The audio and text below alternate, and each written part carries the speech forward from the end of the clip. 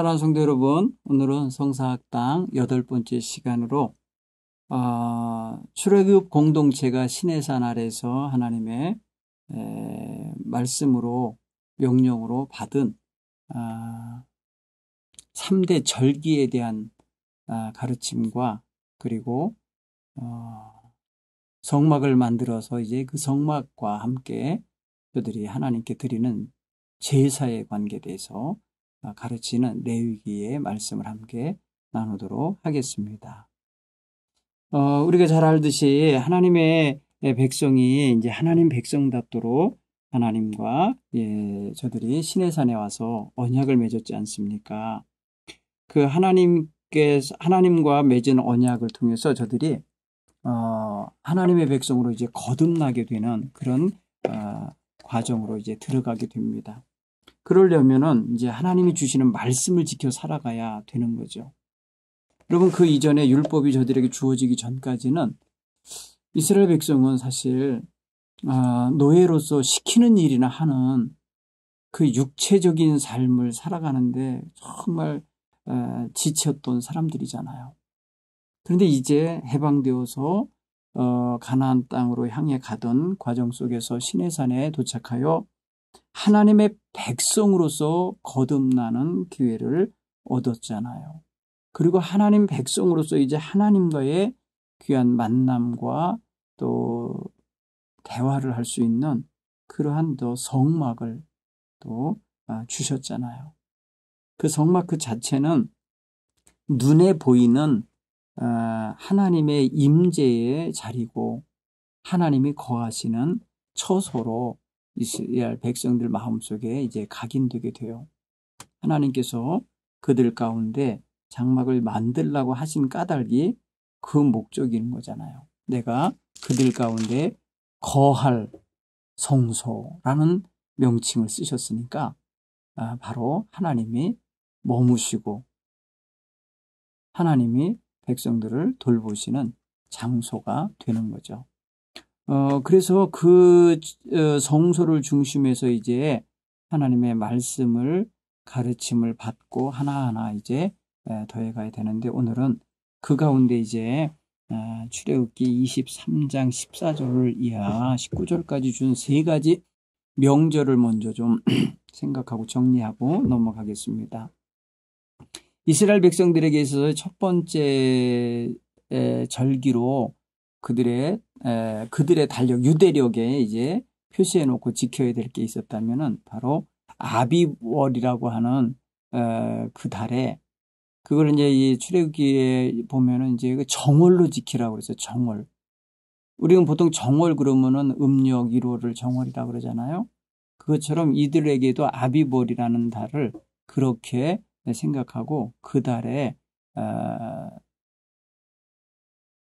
유월절을 지키게 했습니다. 유월절이 첫 번째 절기인데 유월절과 맞물려서 출애굽 공동체가 이제 애굽에서의 고난의 세월을 기억하면서 지키는 무교절이 함께 같은 기간 속에 잡혀 있어요.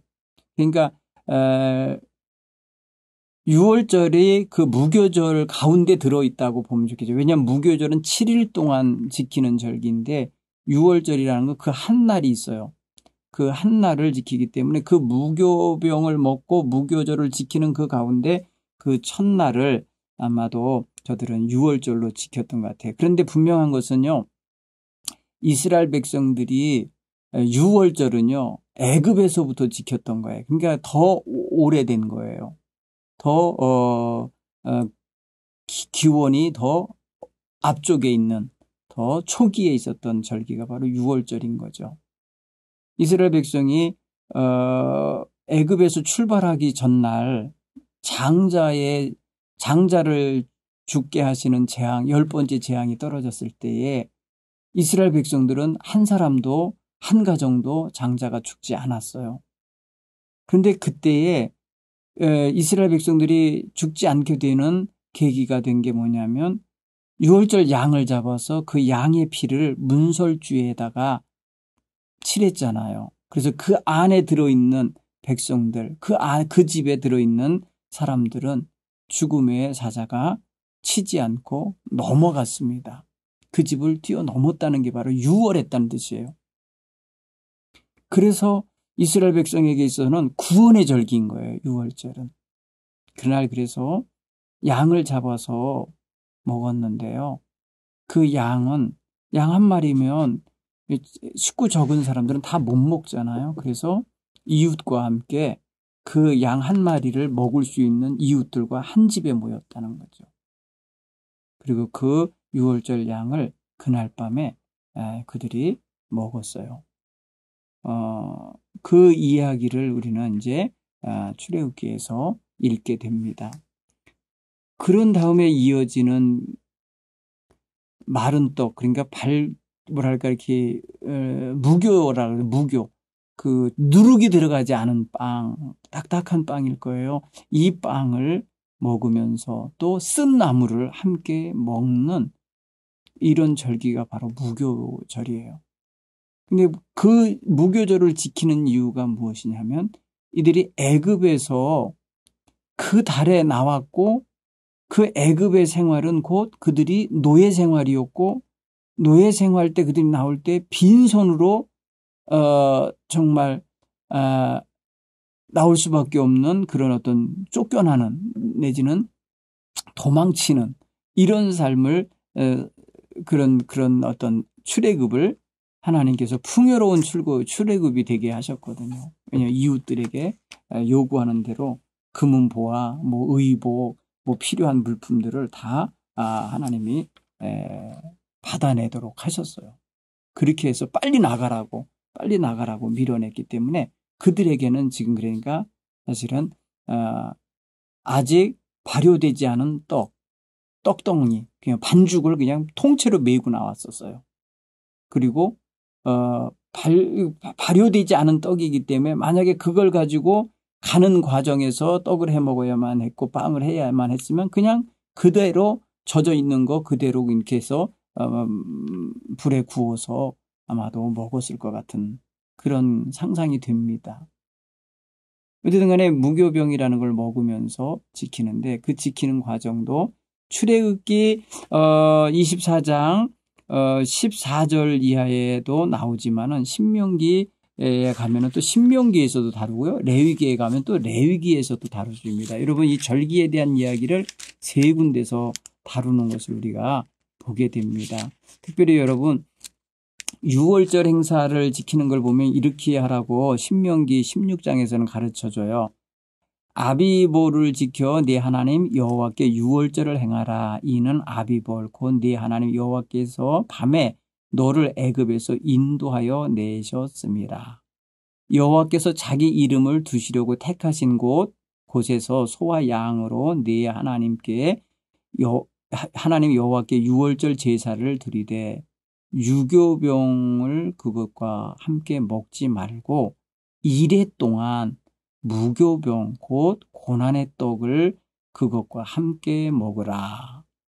이는 네가 애굽 땅에서 급히 나왔음이니 이같이 행하여 네 평생에 항상 네가 애굽 땅에서 나온 날을 기억할 것이니라. 이렇게 말씀하신 거예요. 그래서 이 무교병을 먹는 날 그게 유월절과 연결된다 그랬잖아요. 유월절 첫날 제사를 드리고 그리고 그 유월절 양고기를 가지고 먹을 때에 그들은 고난의 떡을 먹으라고 그랬어요. 무교병은 발효되지 않은 떡을 의미하는데 고난의 떡이라고 이름이 붙여졌어요. 그래서 고난의 떡과 함께 먹으라고 말씀하셔요. 그리고 그 유래는 애굽 땅에 너희들이 급히 나왔다. 그래서 너는 평생 동안 이 절기를 지키면서 네가 애굽 땅에서 나온 날을 기억하라. 여러분 절기를 지키라 하실 때에 하나님의 목적이 뭐냐? 바로 저들의 기억함, 역사 기억을 하게 하는 절기라는 걸 알 수 있어요. 7일 동안. 그래서 무교절이 되는 것이 무교병을 먹는 것도 되지만은 그 기간 동안에는 그 집 안팎에 누룩이 전혀 없게 하라고 하셨어요. 싹 곰팡이 다 없도록 깨끗하게 그래서 치우게 하신 거죠. 이런 건 나중에 철저하게 그들이 정말 발효되지 않은 떡을 먹으면서 고난의 시간을 보냈음을 기억하게 하시는 그런 것이라는 걸 알 수 있어요. 그래서 여러분, 이 무교절에 하나님 앞에 드렸던 그런 제사에 대해서도 레위기 23장에서는 아주 거창한 절차가 있어요. 그래서 그걸 보면은 제물도 많이 구별되어져 있고요. 거기에서 쓰여지는 그러한 내용도 한번 여러분들이 한번 좀 볼 필요가 있어요. 이렇게 되어 있습니다. 레위기 23장으로 가셔요. 이게 다 여러분 시내산 아래에서 있었던 일이기 때문에 이렇게 보셔도 괜찮아요. 신명기 거는 물론 모압 땅에서 한 거지만은 요 레위기 거는 시내산 아래에서 말씀해 주신 거예요. 모세에게. 이렇게 되어 있습니다. 이것이 너희가 정한 때에 성회로 공포할 여호와의 절기니라. 첫째 달 열 나흘날 저녁. 정확한 날짜도 나오죠. 이날 뭐라는 거예요? 그 열 나흘날 저녁 때가 왜 정월달이잖아. 아비벌 정월달. 그 첫 달 열 나흘날 저녁에 여호와의 유월절이요. 이렇게 말했습니다. 이달 15째 날 여호와의 무교절이라 그랬어요. 그러니까 14째 날 저녁은 유교절이에요. 그 유월절. 그날은 양고기를 먹는 날이에요. 양을 잡아서 그렇게 한 날이고, 그 다음 날 일주일 동안 이제 1회 동안 진행되는 게 무교절입니다. 6절에 보니까 23장 6절에 여호와의 무교절이니 1회 동안 너희는 무교병을 먹을 것이요. 그 첫날에는 너희가 성회로 모이고 아무 노동도 하지 말지며 너희는 1회 동안 일주일 동안 여호와께 화제를 드릴 것이요. 여호와 첫 7째 날은 성회로 모이고 아무 노동도 하지 말지니라. 이렇게 유월절과 무교절을 함께 묶어서 한 절기 속에서 함께 정월달 14째 날 저녁부터 시작해갖고 일주일간을 진행시키는 것입니다. 여러분 이렇게 연결해 보면 이것이 바로 뭐와 같으냐면은 이스라엘 백성들에게 있어서는 해방절. 근데 해방되자마자 고난의 광야로 들어왔기 때문에 고난의 떡을 먹기 시작했잖아요. 그래서 그것을 기억하게 하시는 하나님의 절기라는 걸 알 수 있어요. 다시 출애굽기 24장 16절로 와서 두 번째 절기 이야기를 하겠습니다. 맥추절을 지키라. 이는 내 수고하여 밭에 뿌린 것에 첫 열매들을 거둠이니 이렇게 말씀했어요. 하만이 여기 말씀을 보세요. 맥추절을 지켜라. 네가 수고하여 밭에 뿌린 것에 첫 열매들을 거둠이라 라고 했어요. 밭이라는 단어도 나오고 씨를 뿌렸다는 내용도 나오고 첫 열매를 거뒀다는 이야기가 나오죠. 이게 뭐예요? 농사 짓는 거 아닙니까? 광야에서 농사 졌던가요? 광야는 먹을 물도 없어서 고난을 당했는데 무슨 농사를 집니까? 결국은 이건 여러분, 저들이 하나님께로부터 세 가지의 절기를 지키라는 절기를 정해 주시는 광야에서 세팅을 하는 거잖아요. 광야에서 이스라엘 백성에게 율법을 주시면서 절기를 정해 주시는데 이제 너희들 이제 가나안 땅에 들어가면 농사 짓게 되고 보리나 밀을 거두게 될 텐데 그거 거뒀을 때 첫 열매를 거둠을 기념해서 맥추절을 지키라 이렇게 말씀하고 계신 거예요. 여러분 이것과 연결해서 우리가 뭐를 연결해서 읽을 수 있냐면은 첫 이삭 첫 번째 곡식단을 거둬서 하나님께 바치는 초실절과 연결할 수 있습니다. 이게 바로 같은 절기와 연결되는 아주 기준점입니다. 레위기 23장에 가면은 9절 이하에 이렇게 말하면 이스라엘 자손에게 말하여 이르라.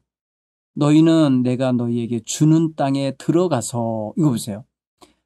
그 땅에 들어가서 지켜야 될 절기였던 거예요.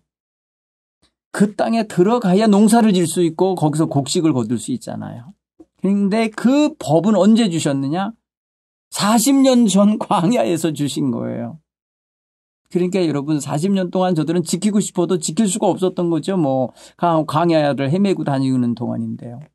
그래서 오늘 이 레위기를 보면 분명히 말씀해 주시는 거예요. 너희에게 주는 땅에 들어가서 너희의 곡식을 거둘 때에 라고 곡식 거둘 때에 너희의 곡물의 첫 이삭 한 단을 제사장에게로 가져갈 것이요 제사장은 너희를 위하여 그 단을 여호와 앞에 기쁘게 받으심이 되도록 흔들다는 게 뭐예요? 하나님 얘네들이 이거 곡식배 갖고 왔습니다 하고 아뢰는 거예요. 이게 바로 요제예요. 요제 형식 흔들어서 드리는 제사를 요제라고 표현하는데 이렇게 드리고 이날부터 50일을 계산을 해요. 이 날이 바로 이게 이제 첫 이삭을 거두잖아요. 그러면 그 이후 50일 동안은 온 나라에 있는 밭에서 모든 곡식을 다 거두는 거예요. 그래서 50일째 되는 날에 너희들이 맥추절을 지킨 거예요. 그러니까 맥추절은요, 모든 곡식을 다 거둬 들인 다음에 지키는 거고, 초실절은 이제 거두겠습니다 하면서 첫 번째 이삭단을 가져다가 하나님께 드리는 거예요. 그걸 기준으로 해서 7주를 계산하고 그 다음 날, 7일이 49, 그 다음 날. 그래서 오순절이라고도 표현하죠. 나중에는 근데 바로 그게 맥추절이 되는 거예요. 결국은 가나안 땅에 들어와서 지키게 되는 절기라는 것을 알 수 있습니다. 이걸 여러분들이 생각하시면 헷갈리지 않을 거예요. 그래서 우리는 맥추감사절이라 해갖고 보리농사나 이런 거 다 거둬들였을 때 7월 첫 주에 예전에 여러분 보리농사 많이 짓고 살았습니다. 한국 사람들도. 그랬을 때에 아마도 6월 말까지 이렇게 저렇게 밭에 있는 보리나 밀을 타작했던가 봐요. 그래서 7월 첫 주에 맥추감사 주일을 지금도 전통으로 지키고 있습니다. 그걸 여러분이 기억하시면 이 절기 곡식을 거둬들인 절기다라는 걸 알 수 있습니다. 그래서 레위기 23장 15절 이하에는 그래서 이제 바로 이어지는 맥추절 이야기를 이렇게 말합니다. 이제 그는요 이렇게 말해요. 너희가 이제 요제로 곡식단을 가져온 날부터 세워서 7 안식일을 수요를 채우고 7 안식일이 뭐예요? 그럼 77절이라고 표현할 때에 그 7주 그러니까 7 안식일은 일주일에 한 번이니까 7주를 계산해서 7주를 계산한 그 이튿날 16절에 보면 7 안식일이 이튿날까지 합하여 50일을 계수하여 새 소제를 여호와께 드리되 여기서 새 소제는 뭐예요? 곡식을 이제 먼저 거둔 게 있잖아요. 이제 한 단은 먼저 드렸고 50일 있는 동안에 그들이 거뒀죠. 그 거둔 거를 가지고 저들이 어떻게 해요? 곡식 가루를 만들어서 그걸로다가 뭘 했냐면 떡 2개를 만들어서 가져다가 그것 또한 여기서 흔들어서 드리고 고운 가루도 누룩 넣어서 구운 것으로 첫 열매 요제를 하나님께 드리게 했습니다. 여러분 그래서 맥추절과 이런 절에는 하나님께 드리는 제물 가운데는 1년 된 흠없는 어린 양 7마리와 어린 수소 1마리, 수양 2마리를 드리되 이때에 뭐냐면 뭐를 같이 드렸느냐? 새로 이렇게 거둬들인 곡식으로 만든 떡 해 먹는 절기였던 것 같아요. 떡을 만들어서 하나님 앞에 드리고 그 다음에 고운 가루 그 방아 쪄서 이렇게 절구에 쪄서 그 가루를 같이 하나님 앞에서 이렇게 드렸다. 그래갖고 그걸 화제로 드렸고 그 다음에 양 7마리랑 어린 수소는요 번제물로 하나님께 드려서 화제로 드렸어요. 이거는 불에 태우는 거죠. 그러면은요 고기 기름 타는 냄새도 나고 곡식 가루 타면 구수한 냄새도 같이 나는 그런 제사를 하나님 앞에 드렸고 그때에 거기에 이제 가져오는 그런 곡식 가루나 이런 것들이 바로 제사장들에게 주는 제사장들의 양식이 되게 했습니다. 백성들이 가져오는 것들이. 그래서 제사장과 레위인들의 식사거리가 되게 한 것입니다. 그러면서 이런 곡식을 떨던 때에 곡식을 타작하고 그럴 때 꼭 하나님은 배려하신 게 있어요. 거기에 인색하지 않게 하는 법이죠. 그 땅에 반 모퉁이는 베지 마라. 네 귀퉁이 베지 말고 또 떨어져 있는 단이나 이삭은 줍지 말고 남겨둬라. 그러면 하나님이 가난한 자와 객들, 거류민들에게 그것을 가져다가 주워다가 먹도록 그렇게 배려하게 하셨어요. 이게 바로 맥추절의 정신 속에 함께 들어있는 거예요. 곡식을 거둔 것에 대한 감사. 여러분, 곡식을 거뒀다는 건 뭘 상징하는 줄 아세요? 하나님의 가나안 땅 허락하신 약속이 성취된 걸 말하는 거예요. 그들이 광야에 있을 동안에는 법을 받았어도 지킬 수가 없었잖아요. 그런데 지키게 됐습니다. 그게 바로 가나안 땅에 들어와서 지킨 맥추절이라는 걸 알 수 있습니다. 그 다음에 또 이런 절기가 있어요. 수장절을 지키라. 출애굽기 24장 16절 이어서 읽습니다. 네가 수고하여 이룬 것을 연말에 밭에서 거두어 저장하였음이라. 수장한다라는 게 창고에 드리는 걸 말하는 거거든요. 그래서 이 수장절을 지키라 이렇게 표현했어요. 이 수장절이 우리가 이제 다른 언어로 이제 쓰여지는 게 뭐냐면 초막절입니다. 초막절을 지킬 때와 이 수장절이 같은 절기라는 것을 알 수 있어요. 그는 이스라엘 백성들이 이제 모든 것들 한 해의 농사를 다 거두기를 마쳤을 때 하는 겁니다. 레위기 23장 39절에 이렇게 써 너희가 토지 소산 거두기를 마치거든 7째 달 15날부터 2래 동안 여호와께 절기를 지키되 하는 게 바로 이게 바로 초막절입니다. 너희는 2래 동안 초막에 거주하되 이스라엘에서 난 자는 다 초막에 거주할지니 이는 내가 이스라엘 자손을 애굽 땅에서 인도하여 내던 때에 초막에 거주한 줄을 너희 대대로 알게 하려 함이니 이렇게 써요. 자, 여러분 이스라엘 백성들에게 있어서 이 7째 달이라는 것은 우리식으로 말하면 이제 연말 정도 되겠죠. 그런데 그때가 저들에게 있어서 어떤 것 때냐 바로 하나님께서 우리를 애굽 땅에서 인도하여 내던 때에 우리가 초막에 살았었어요. 이거를 고백도 하면서 자식들에게도 알게 해주는 고난의 역사, 그러니까 광야 생활의 역사를 가르치고 그것을 마음 깊이 새기게 하는 게 초막절이에요. 보세요, 여러분. 자, 유월절이나 무교절은 뭐였어요? 애굽에서 출발한 거, 구원받은 거에 대한 기념이죠. 해방절. 맥추절은 뭐였어요? 가나안 땅을 얻은 것, 가나안 땅을 성취받은 것, 하나님 약속이 이루어진 것을 증명하는 그런 감사의 절기죠. 초막절은 뭐예요? 저들이 광야, 정말 버려진 땅 같은 광야에 사는 동안에 그 초막에 거주하는 동안에 하나님의 보호하심과 인도함 속에 살았음을 기억하도록 자손에게 가르치는 절기였었다는 것을 여러분 알 수가 있습니다. 여러분 세 가지 절기, 큰 절기 연초에 중간에 그리고 연말에 하는 절기 다 이제 이해가 되셨죠? 여러분 그렇게 한번 생각하면 좋겠습니다. 그리고 두 번째로 오늘 생각하는 것은 지난주에 배운 그 성막 안에서 이루어지는 제사 5가지 제사를 여러분 함께 좀 생각해 보도록 하겠습니다.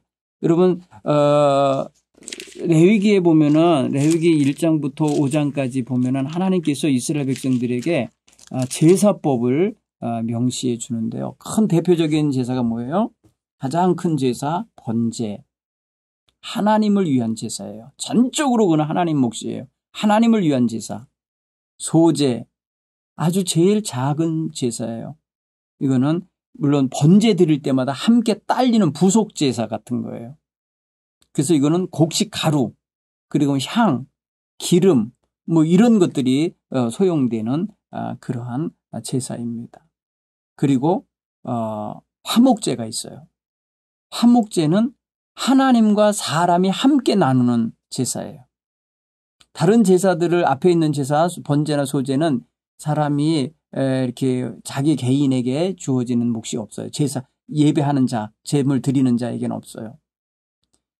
번제는 사람에게 들어가는 제사가 몫이 하나도 없는 거고요. 소제는 소제물의 일부로 남는 것은 제사장 몫으로 간다 그랬잖아요. 곡식 그 양식으로 드리고, 화목제는 하나님께 태워드려야 할 부분과 하나님 또 그 제사를 집례한 그 제사장들이 먹어야 할 몫과 제사를 가지고 와서 함께 드리는 이 성도의 가족, 식구들, 동행한 사람들이 먹을 몫이 함께 들어있는 제물이 바로 화목제예요.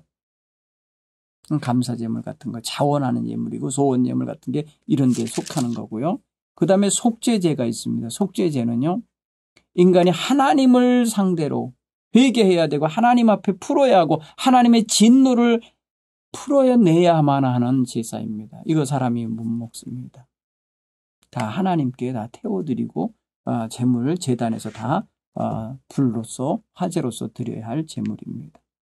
그리고 속건제라는 것이 있습니다. 속건제는 인간이 하나님 앞에서뿐 아니라 사람에게 지은 죄가 있어서 변상해 주는 거 있잖아요. 변상의 의무가 있는 거 있습니다. 갚아줘야 되는 거.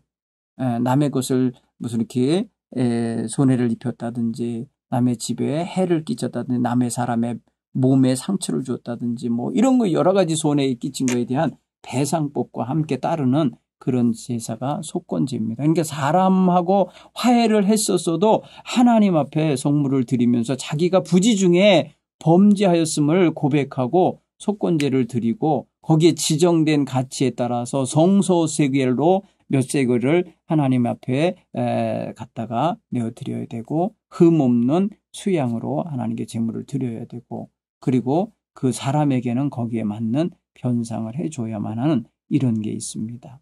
그래서 속건제는요 어떻게 보면은 지금 오늘날 같으면은 굉장히 화해의 제물이라 그래야 되나 어떻게 그 서로 간의 관계를 다시금 정상화시키는 데 필요한 그러한 제물이라는 걸 알 수 있습니다. 그래서 여러분 레위기 1장부터 7장까지 읽어보면은 그 이제 제물 리스트들도 나옵니다. 뭘로 어떻게 하나님께 예배를 드려야 되고 제사를 드려야 되는지, 그 다음에 그것에 대하여서 절차는 어떤지, 그 다음에 거기에서 어떤 부분으로 하나님의 제단에 번제단에서 태워야 되는지, 속죄제단에서 태워야 되는지 태워야 할 몫이 있어요. 그런 것들을 여러분들이 하나하나 좀 살펴보시면 좋은데 이것이 여러분들의 성경을 보시면은 그 하나님께서 이스라엘 백성과 하나님과의 관계를 맺어가는 방식이에요. 예배 형식이라고 표현하면 좀 그렇고 제사는 하나님 앞에 나올 때 이들이 그냥 가볍게 함부로 살다가 나올 수 없는 상황이라는 걸 알 수 있어요. 왜냐하면 이건요 엄청난 재물들이 들어가기 때문에 사람이 함부로 살다가는 자기 거덜납니다. 자기 살림 다 나갑니다. 예, 여기 보면 말입니다. 막 소도 한두 마리도 아니에요. 막 하나님 앞에 내드려야 될 재물들이 커요. 재산인데 당시에 그렇게까지 할 정도로 저들이 함부로 살 수 없는 거예요. 그러니까 굉장히 조심해서 살고 하나님 말씀대로 지켜 살아야 하는 거죠. 물론 재물이 크고 무거워서 부담스러워서 사람들이 바르게 살 거라는 기대를 하는 건 아니고 하나님께서 원하시는 게 그런 거예요. 근데 거기에 보면요 흠 없는 것이라는 게 공통이에요. 흠 없는 것. 그러면 흠 없는 것이 하나님께 드려져야 할 제물입니다. 그것이 양이 됐든지 소가 됐든지 염소가 됐든지 흠이 없는 것으로 드려야 돼요. 그래서 하나님께는 여러분 정말 정성된 마음가짐으로 제사를 드렸다는 것을 알 수가 있습니다. 그리고 제사장이나 레위인들은 그 흠 없는 그런 제물을 가져왔을 때에 이제 제물을 드리는 사람으로 하여금 하는 절차가 있는데 그냥 끌어오자마자 제물을 끌어오자마자 살아있는 짐승을 갖고 오자마자 바로 그냥 잡아서 각치는 게 아니에요. 어떻게 하냐면 가져온 사람이 그 드릴 제물을 가지고 오면은 그 제물 위에다가 뭘 했냐면 손을 얹어야 돼요. 그렇죠? 속제물이 됐든지 뭐 화제물이 됐든지 무슨 제물이 됐든지 하나님 앞에 갈 때에 그 제물 머리에 안수하고 번제물 잡는 곳으로 가지고 가서 번제물을 잡을 수 있는 사람들이죠. 제사장을 비롯하여 제사장의 지휘를 받는 레위인들에 의하여 그 모든 것들을 처리하게 되어 있습니다. 그러니까 예배자는요 거기까지예요. 제물을 회방 문 앞까지 끌고 오는 것까지고 거기서 이제 제가 이러이런 일로 하나님께 번제를 드리려 합니다. 뭐 화목제를 드리려 합니다. 속죄제요, 속건제를 드리러 왔습니다 하면서 그 제물을 내어 드릴 때에 그렇게 절차를 밟아서 제사를 드리게 돼요. 근데 여기서 이 제물이 되어야 하는 짐승의 머리 위에 안수한다라는 그 개념은 이 전가시키는 거 있죠. 내가 이러이러한 마음을 하나님께 드리는 그 전가되는 그 사람의 심령이 전가되고 그 사람의 죄가 전가되고 그 사람의 감사와 그 사람의 무슨 어떤 하나님을 향하여 나가려는 그 마음을 거기에 전가시켜서 자기가 대신해서 자기가 죽어야 되는데 자기의 제물이 대신 죽는 거기 때문에 아마 굉장히 뭐랄까요, 그 제물을 드리는 사람 입장에서는 그 시간 내내 아주 긴장된 마음으로 아마 겸손한 마음으로 그 일이 다 진행돼서 나중에 제사장이 회막문 밖으로 나와서 이렇게 축복할 때까지 대기하고 있는 마음이 아주 진지했을 거라는 생각이 듭니다. 그렇죠?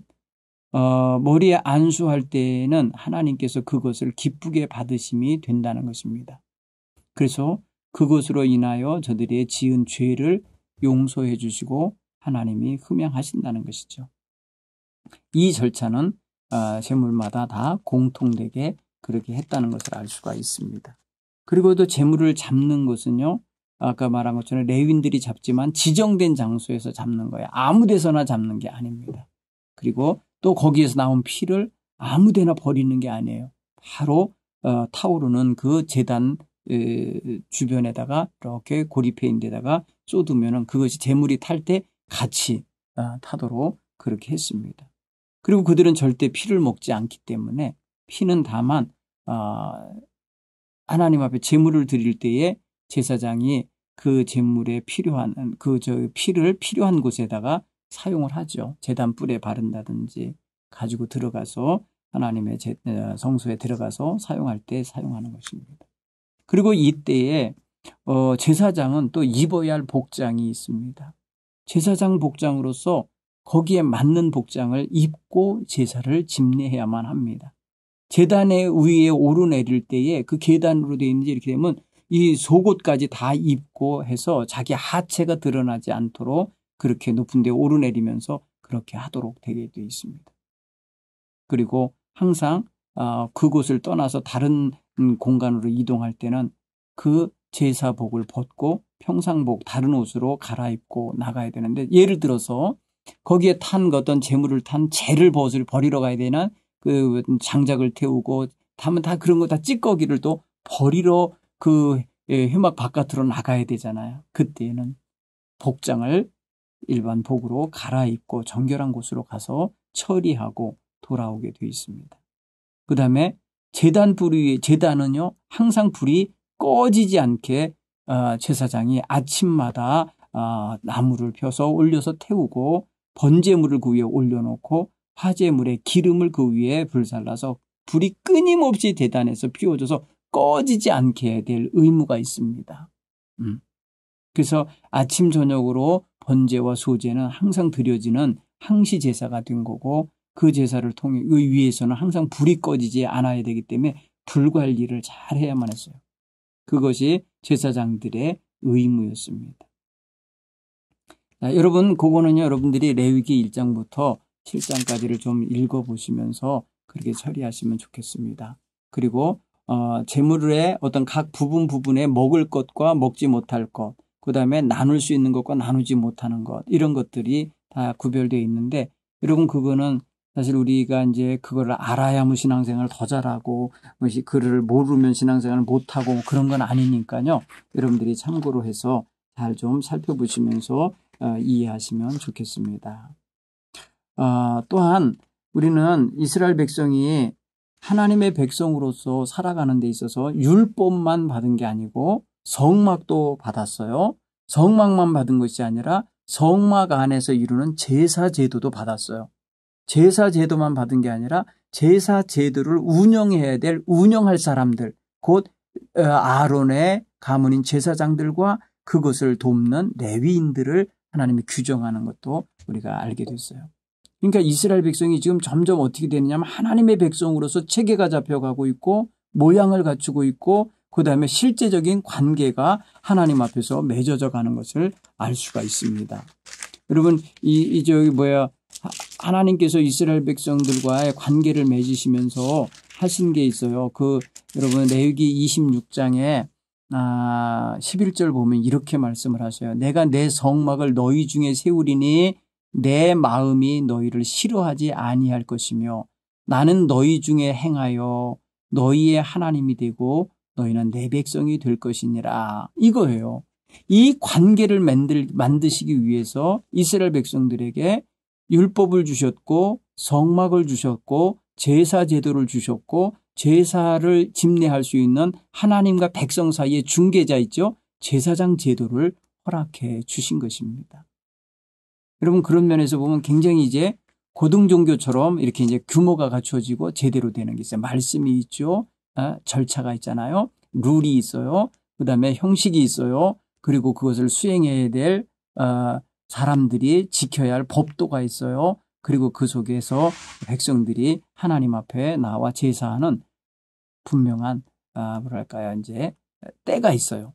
절기 때도 있지만 각자마다 하나님께 속죄해야 될 때, 속건제해야 될 때, 이럴 때 또 화목제로서 자원한 거, 서원한 거 이런 거 갚아야 될 때가 있어요. 그런 것들에 맞춰서 제사할 수 있는 규모 있는 하나님 백성으로 만들어 주셨습니다. 자, 오늘은 여기까지 공부하겠습니다. 여러분, 출애굽 시대에 이들이 광야에서 시내산에서 이루어 놓은 정말 하나님 백성다운 그런 모습을 오늘 말씀을 통해서 조금 살펴보았습니다. 실제로 여러분들은 출애굽기에 지금 한 절기를 가르친 23장의 이야기하고 레위기 지금 1장부터 26장까지 이야기 속에서 여러분 절기와 제사 제도와 제물에 대한 거 살펴본 것입니다.